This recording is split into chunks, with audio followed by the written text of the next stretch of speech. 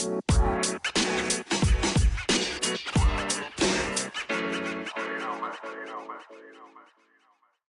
everyone, welcome back to all my listeners. Today is Wednesday, July 3rd, 2024. My name is Sonal Patel, and this is the Paint the Medical Picture podcast series. All right, you guys, tomorrow's the 4th of July, America's Independence Day. I know I'm going to be enjoying it with some good food, firecrackers, and great fun. But today, I wanted to give you all a bonus episode of my Compliance Capers series that I've been telling all of you about from week to week. Those are those collaborations with my good friend, Betty Hovey, and they've been featured on LinkedIn Live and my YouTube channel as well. I want my podcast listeners worldwide to start catching up on Compliance Capers. This is episode 4. Enjoy. Good morning, Betty. So good to see you here today. Oh my goodness, my friend. We are on for another Compliance Capers session together on this Friday morning. I am so happy that you're here, and we're going to be talking to our audience today about, even more capers that we see going on in this industry that we're in. And, these capers are published quite publicly all the time in our findings on OIG websites as well as the DOJ, right? Yes. They provide these press releases weekly, daily, monthly. They do it all the time. And so, what we really wanted to go over together in our talks, our conversations, lighthearted, just, quick bursts at the end of each week, hopefully. People want to remember compliance, right? That was the whole goal of this conversation being held on Fridays, because I really wanted the audience to kind of have an end cap to their work week, right? An end cap to remember that proactive compliance, definitely in our opinions, is way better, right, than playing this game on the back end, right, of receiving these types of correspondences from the government when they find out these wrongdoings that have been going on. So we really try to stress to people who have found us on Compliance Capers that you don't want to be involved in these types of stories. You don't want to be involved in these types of You don't want us papers. talking about y'all.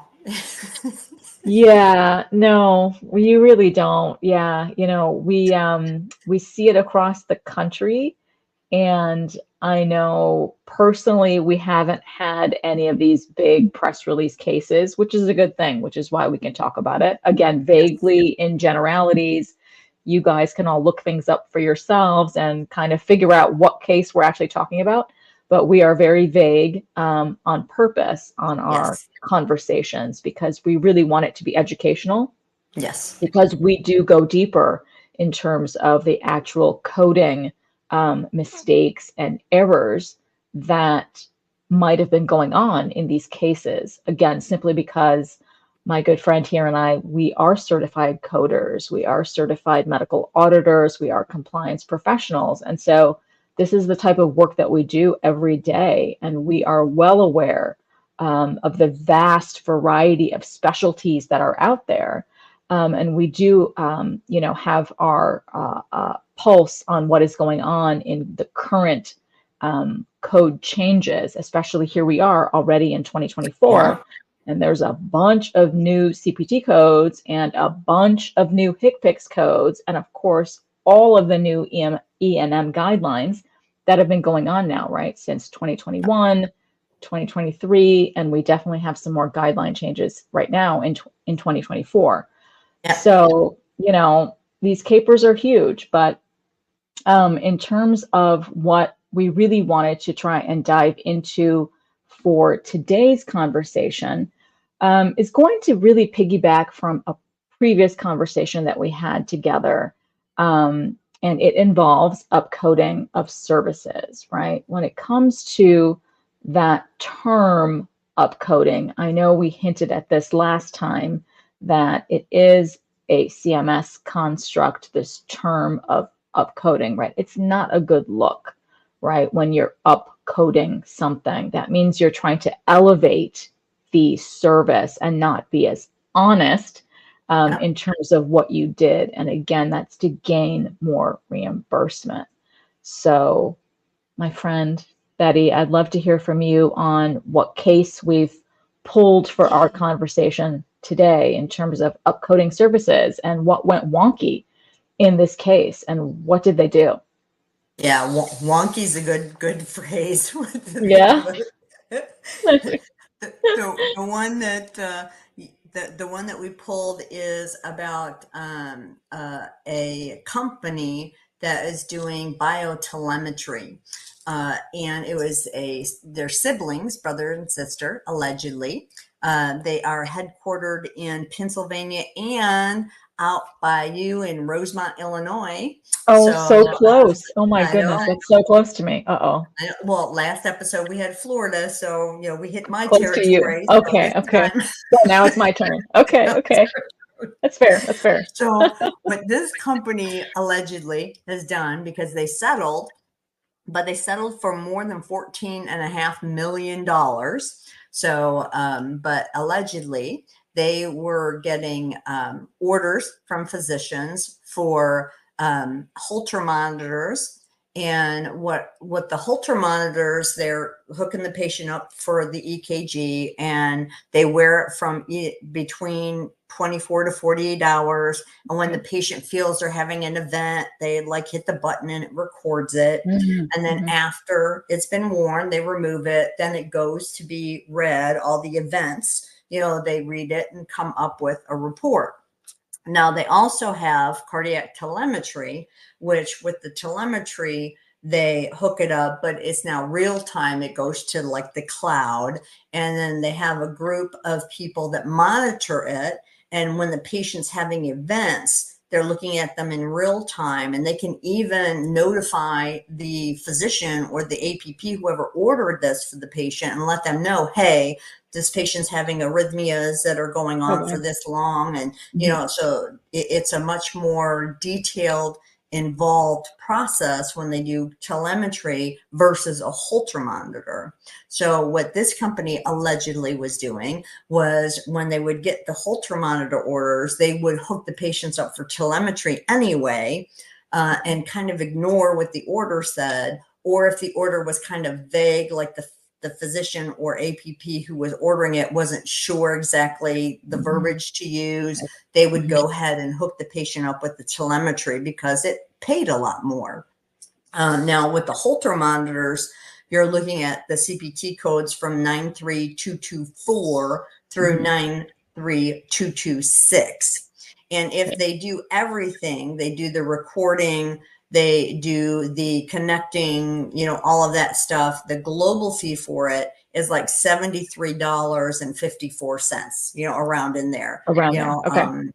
and then if they do the telemetry, which is over 30 days, the It's a little more. monitoring for that in real time continuously is like $849.55. So you've got a huge difference in what this Yes. company is being paid Right. for doing something other than what they were ordered to do. And Wow. so that's kind of what was going on there. And they knowingly did this Mhm. because the telemetry pays a lot more. Allegedly, they knowingly, allegedly did it. Okay. So they're having to pay, all of that back to the tune of, as I said, over $14.5 million to settle this, which means that it might have even been higher, Uh-huh. but this is what they settled for. Right. So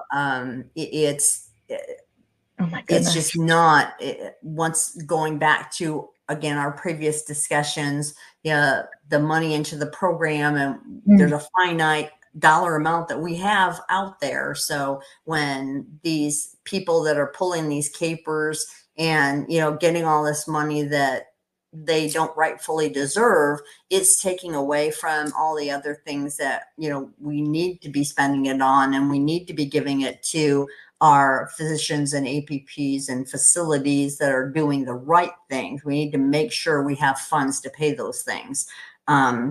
So that's what these guys did. That is unbelievable, right? That they just skirted doctors' orders. They Yeah. just didn't care. Nope. That is appalling, right? So they could pocket more reimbursement. There's a big difference there between $70, what the doctor actually ordered, and the telemetry, which they knew they could receive just around, $900 for that. That's insane. Yeah. Yeah, so the reimbursement difference there was the motivating factor for this Yep. caper, for these Yep. people, for this duo, right, of Yes. siblings Yeah. to take this on. That is crazy, right? So when these types of cases come to fruition, right, that's when you and I really dig our heels into these types of reports, press releases, etc., right? Because we can really dig in again, refresh ourselves on these types of services, right? Where the guidelines are clearly outlined in CPT, right? For these types of cardiac monitoring services. There are guidelines written right there in our CPT books. A whole section is carved out for those types of service lines. Yep. And it's a shame that in this case, allegedly, right, the providers just did not know that this company was doing that to their signed orders, right? They Yep. sort of manipulated everything and just did what they wanted. And, after so much time, this company was found out. And like you were saying, hinting at, allegedly they are settling for only this amount. It could be a lot more, right? Yep. That was actually being billed out. So yeah, it's egregious what this company had done. It's terrible. And, absolutely true. The Medicare Trust Fund is depleting. And, we wish there were better ways to catch these kinds of Yeah. fraudsters earlier, like catch the fraudsters in the act much earlier, um, and address the situation much earlier. So again, the amount of recoupment isn't in these millions of Yeah. dollars, Yeah. $14 million Yeah. and more. And looking at it, when you said that, I just went back. It was from 2014 through 2020. So 6 years. 6 years, you see? Yeah. So it's like, yeah, I wish there was a way to, have caught them earlier, like right then in 2014, like right away, just within those few months of that year. Um, that's something that you and I talk about a lot is there has to be better systems at play, Yeah. Yeah. processes at play on the payer side, right? Yeah. Because you and I do a great job on the provider side trying to Yeah. put these stops in place at practices to make them check on what they're doing before Yes. they're pushing claims out the door. So we know we're trying our very best on the practice side to help, but on the payer side, there has to be a lot more ways that they can implement some sort of stops, like hard stops, once they see a certain threshold being met. Just go ahead and shut that down immediately instead of stretching it out for all of that time and then allowing those types of companies or entities to receive erroneous reimbursement like that for that 6 year period of time. That's Yeah. also Yeah. appalling. Well, and they look at just that specific period of time, but this was released out in December of 2023. So, Yes. like from the December 2020 till December 2023, it's not like they 2023. stopped doing it. Right, So right, exactly. Yeah, yeah. that was just the True, time period they were looking at. true. And it just, the whole pay and chase thing, I Yes. just, It's it awful, doesn't really, awful. it doesn't work that well. It doesn't work. And No. for everybody who's going nuts about all the prior authorizations, right? Yeah, When you think yeah. about that, why do you think they have to have them? They have to have them because of stuff like this. people doing all these things that aren't medically necessary, that are up, Right. so they do all this Right. stuff. So the Right. money's going. Well, so one of the payors things to try to stop some of that is, well, we'll have to make you authorize everything then before you get it done. Well, Right. if some of this stuff wasn't going on, maybe we wouldn't have all that prior authorization craziness that we have going on now. Right. I mean, that's finally they've had to step in and start. CMS is like, hey, we got to cut out some of this stuff. It's just getting nuts. But on the payor side of it, they're like, well, unless we audit every single person that sends us claims, what else are we supposed to do? So it has trickle down Yes. effects on True. other things that are good and compliant practices are doing, and they have to jump through a lot of these hoops because of these fraudsters pulling all of these capers and depleting our resources for what we have to pay for healthcare services. It's just nuts. Absolutely. My gosh. Yeah, we are ranting. Yes, absolutely. Because the money is depleting. Absolutely Yeah. true. Yeah, and prior authorization is through the roof in our industry, right? So that's yet another hoop that our providers have to jump through, right? They Yeah. already do enough hoop jumping, in my opinion. They do enough, Yeah. right? Yeah. And this prior auth stuff, that's a great point. That's why so many more service lines require prior authorization, Yeah. because of this back end mayhem, that each of the payers is actually seeing, right? From Yeah. commercial to government and anything in between. They are seeing the mayhem. And so they're like, well, we're going to put a stop to it and make you jump through more hoops, Yeah. and wait for some more time before we can allow those claims to go in and come into our possession, right? Yeah. Because we need that prior authorization first to make sure that you are meeting all of our criteria for those services based on Yeah. our policies. Yeah. So, And so then you've got patients that are waiting for necessary, which is needed sad. procedures because Exactly. they're waiting for the prior authorization. And so from that patient care standpoint too, Yeah. now you've got patients that have to wait for stuff that they actually need because having to go through these processes, because we've got these people pulling all these capers out here that are causing all these massive takebacks. And for them, from the payor side, when you look at some of these settlements and some of these cases where they've sentenced people and been found guilty, that takes a lot of manpower on the payor side too.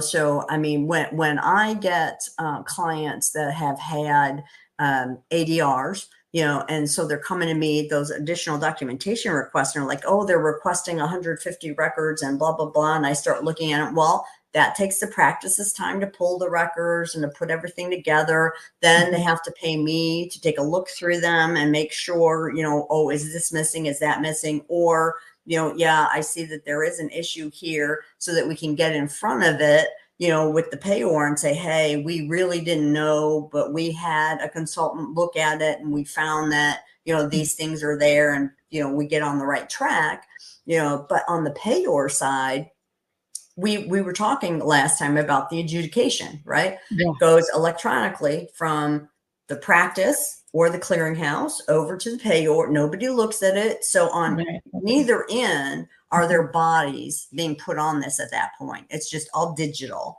But once they start and put those ADRs, once you pull all those records and stuff and send them, somebody over there has to look at them. So now the payor is putting bodies onto something that they're looking at. So it's costing them, to be looking at stuff. Now, I know that sometimes we also get clients where they're pulling stuff and asking for records when you're like, oh, really, come on, where it seems like the payor's picking on them a little bit, kind of thing, or fishing. And, but, you get these other things where there's something valid there.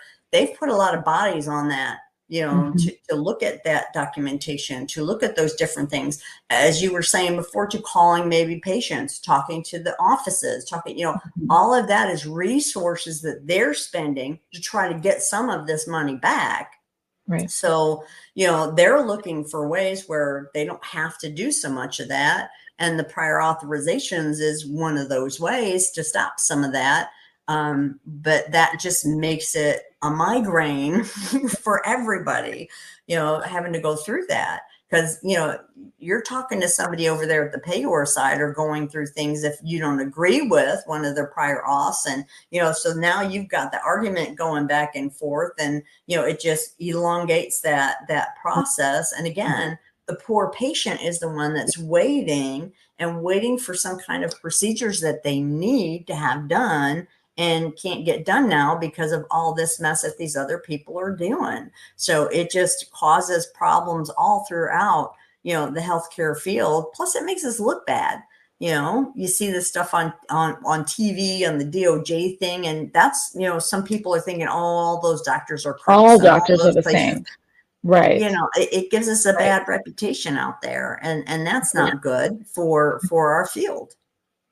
Agreed, Betty. Yeah, I agree with everything you said. Absolutely. Our patients are the ones who are suffering the most with all of these capers, right? Absolutely. The trickle-down effect is huge and at the center of everything in today's, conundrums based on these fraudsters and these capers it's the patients. And you and I know plenty of people ourselves who are the ones that are suffering, who don't have the time. They can't get in for the procedure because they are forever waiting. They're playing the game as well. They didn't want to be a pawn in this game, but they are. They're now pawns as well, right? It's incredibly torturous. It's incredibly sad. And I agree with you, spot on. You're absolutely right, is we all get a bad reputation in this industry, right? It affects all of us. Our providers are looked at like everybody's done horrible and they don't know what they're doing. They don't know how to practice good medicine. Right. They're all in it for a buck. There's no trust. Where's the trust? Yeah. Right? Yeah, I have this conversation with my physicians, friends who are doctors, family who are doctors. The reputation, the illustrious reputation of the past is gone. Yeah. There is no more glorification of our healthcare providers. Because that trust is eroded. It's gone. It's long gone. Right. And so unfortunately, that's a very dark lens now that is put on to our providers in this space. Right. And so we see the numbers, less and less young people want to get into medicine. Yeah. Like the medical student applications are decreasing year after year. Yeah. So who's going to take over? Right? Yeah. Who's going to take over?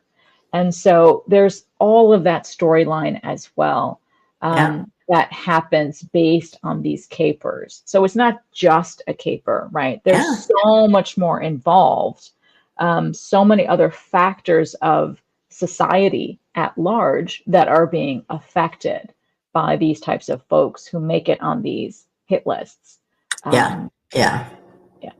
So and from an office standpoint, for those offices that are, doing the right thing and they are compliant or trying to be compliant and do things, looking at this upcoding of services, just like we had talked about the upcoding of E&M on the other episode, you just want to make sure that if you as the physician or APP are coding these services yourselves, make sure that you are looking into the CPT book, look at the guidelines, what the guidelines are telling you, and make sure you're reporting only the services that you're providing and the right ones, like the Holter versus the telemetry thing, to make sure that it's reported correctly. So you're getting paid the correct amount. Most of my clients, when I talk to them, the physicians are like, I don't want to be paid more than I deserve. I certainly don't want to be paid less than I deserve. Right. I just want to be paid right. I want to be paid what Mhm. I deserve for it. And Mhm. that's the attitude that we want with the practices. Yes. If you're the coder or a billing service that is doing these, just make sure you're following the CPT guidelines and reporting the services that are documented. Make sure Mhm. they're documented correctly. If there's a question about, is it this service or that, because in CPT, sometimes when I used to teach certification classes, sometimes we would look through blocks and subsets in the CPT sections. And, sometimes it's like, oh, isn't that the same thing? Isn't that code the same as that code? And, sometimes they can look pretty Yeah. similar. Sure. But when you look at it, sometimes there's an and, or there's the word Mhm. expensive, or there's numbers where it's That's right. 1 to 14 or 15 or more. There's going to be something in the Mhm. code that differentiates it from the other code, or That's they right. wouldn't have two codes, right? That's So right. what I would teach my students to do would be to highlight, when you get to a block like that, especially like Mhm. in the scopes, how they'll have the Yeah. one scope, and then, go through Scroll down. and Yeah. highlight where it's different. If Yep. one is and one is or, Mhm. highlight that that's what it is, that this one is only if you do both, but this Right. code is if you do either one, Mhm. so make sure you're reporting the correct one. Mhm. Because once again, as we also discussed before, if you have a code that's a CPT code and an ICD-10 code that matches, you're going to get paid. So you could be thinking that you're doing Mhm. everything You're right. fine. Right. And then comes the request, and they look at the records and it says, no, no, you didn't do both. You only did one. So it shouldn't be Mhm. this code. It should be this code. So now you owe us back, all this money. Right. Now, this is Right. an abuse issue. You didn't know. It's not a fraud issue, but you still have to Mhm. pay the money back. You still didn't Right. deserve it. So it Right. still has to go back to them. So, you don't want to get one of those where they say, oh, well, we found that you did miscode these. And so now Mhm. you've been doing that for 5 years. So now you owe us $600,000. I mean, who can write a check like that?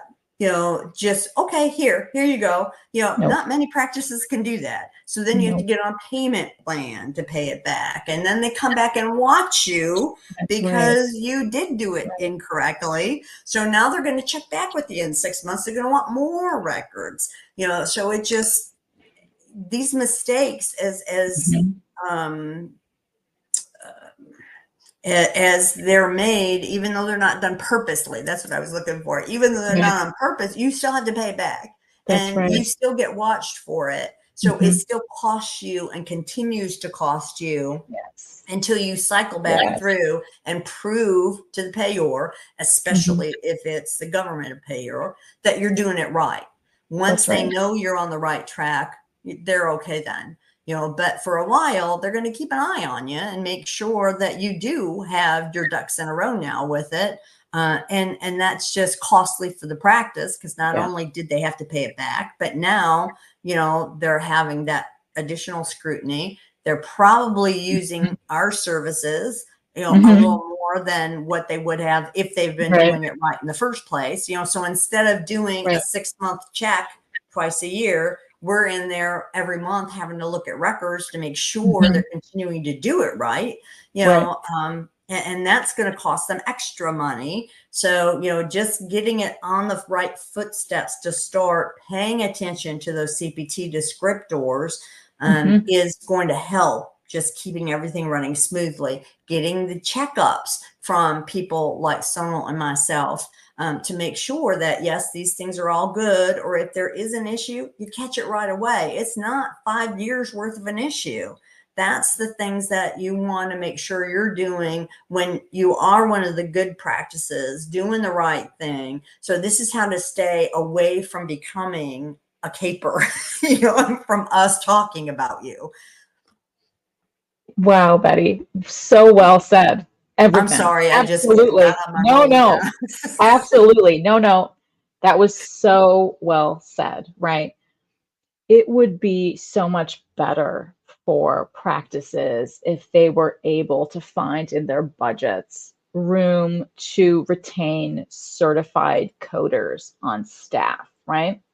the chances of you making these types of egregious errors are going to decrease tremendously if you retain the right certified professional coder on staff at your practice, right? Yeah.